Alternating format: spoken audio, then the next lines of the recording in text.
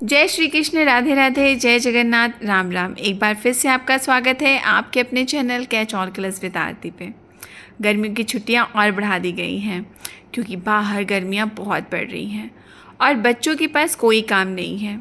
घर बैठे बोर हो गए हैं, या तो टीवी देखते हैं, मोबाइल देखते हैं, बस किताबें पढ़ने और छूने का मन नहीं करता उनका। तो आप उन्हें सुना सकते हैं ये प्यारी प्यारी कहानियाँ जो मैं आपके साथ शेयर करती हूँ। तो आज फिर एक बार मैं आपके पास लेके आई हूँ एक बहुत ही खूबसूरत सी धार्मिक कहानी। ये कहानियाँ आपके बच्चों को धर्म से जोड़ेंगी और सोचने समझने की शक्ति भी विकसित करेगी। साथ में उनके पास जानकारियों का एक बहुत बड़ा भंडार होगा। तो बिना देर के चलिए शुरू करते हैं आज की कहानी। किसी ज़माने में पंडित विष्णुदत्त शास्त्री ज्योतिष के प्रकांड विद्वान हुआ करते थे। जब उनकी पहली संतान जन्म लेने वाली थी तो पंडित जी ने दाई से कह दिया था कि जैसे ही उस बच्चे का जन्म होगा, एक नींबू प्रसूति कक्ष से बाहर लुढ़का देना। बालक का जन्म हुआ, लेकिन वो बच्चा रोया नहीं। तो दाई ने हल्की सी चपत उसके तलवे में लगा दी, पीठ को मला और अंत में बालक रोने लगा। दाई ने नींबू बाहर लुढ़का दिया और उसके बाद बच्चे की नाल आदि काटने में व्यस्त हो गई। उधर पंडित जी ने गणना की तो पाया कि बालक की कुंडली में प्रदहंता योग है।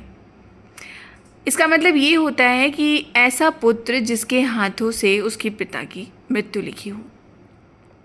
पंडित जी शोक में डूब गए और पुत्र को इस लक्षण से बचाने के लिए बिना कुछ बताए किसी से घर छोड़ के चले गए। अब 16 साल बीत चुके थे।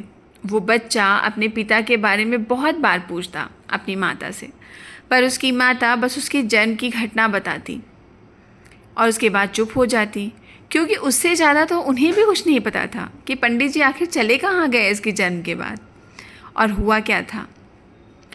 आज तो पंडित जी का बेटा अपने पिता के ही पग चिन्हों पे चला और प्रकांड ज्योतिषी बन गया। उसी वर्ष राज्य में वर्षा नहीं हुई। राजा ने डोंडी पिटवाई कि जो भी कोई वर्षा के विषय में सही सही भविष्यवाणी करेगा उसे मुंह मांगा इनाम दिया जाएगा। और लेकिन गलत साबित हुई अगर उसकी भविष्यवाणी तो उसको मृत्युदंड भी मिलेगा। बालक ने गणना की और निकल पड़ा, लेकिन जब वो राज दरबार में पहुंचा तो उसने देखा कि वहाँ एक वृद्ध ज्योतिषी पहले से ही आसन जमाए बैठे हुए हैं। और वृद्ध ज्योतिषी ने राजा से कहा कि राजन, आज संध्या काल में ठीक 4 बजे वर्षा होगी। अब वो बच्चा अपनी गणना से उसने मिलान किया और आगे जाकर बोला कि महाराज, मैं भी कुछ कहना चाहता हूँ, अगर आपकी अनुमति हो तो। कि राजन, वर्षा तो आज ही होगी, लेकिन 4 बजे नहीं होगी, बल्कि 4 बजने के कुछ पलों के बाद होगी। वृद्ध ज्योतिषी का मुंह अपमान से लाल हो गया। इस पर वृद्ध ज्योतिषी ने दूसरी भविष्यवाणी भी कर डाली। महाराज, वर्षा के साथ ओले भी गिरेंगे और ओले 50 ग्राम के होंगे।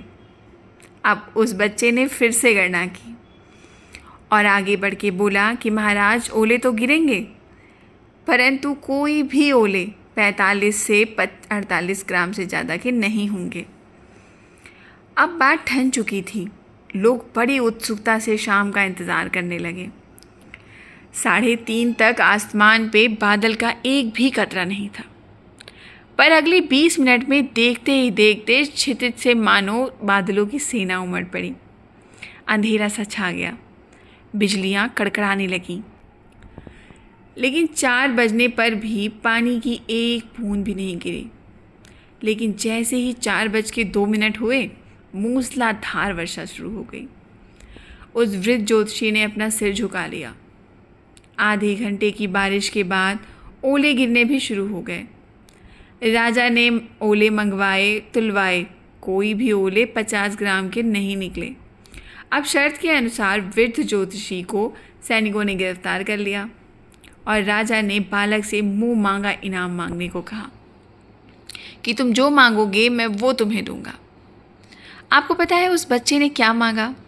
उस बच्चे ने कहा कि महाराज, आप इन वृद्ध महात्मा को छोड़ दें।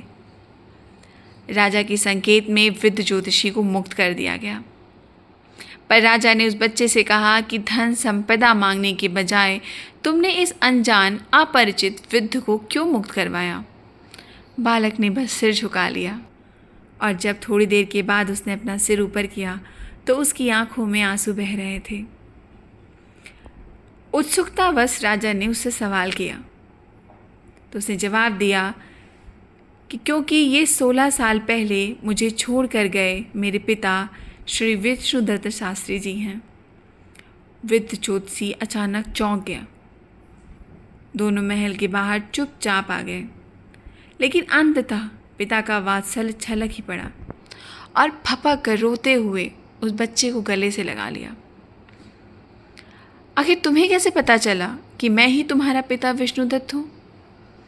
क्योंकि आप आज भी गणना तो सही कर रहे थे, पर कॉमन सेंस का यूज़ नहीं कर रहे थे। बालक ने आंसुओं के मध्य मुस्कुराते हुए कहा, मतलब? पिता हैरान हो गए कि क्या कहना चाहते हो तुम? उस बच्चे ने कहा कि आपकी सारी गणना सही थी। वर्षा का योग तो 4 बजे का ही था, पर वर्षा की बूंदों को आसमान से पृथ्वी की सतह तक आने में कुछ समय तो लगेगा ना।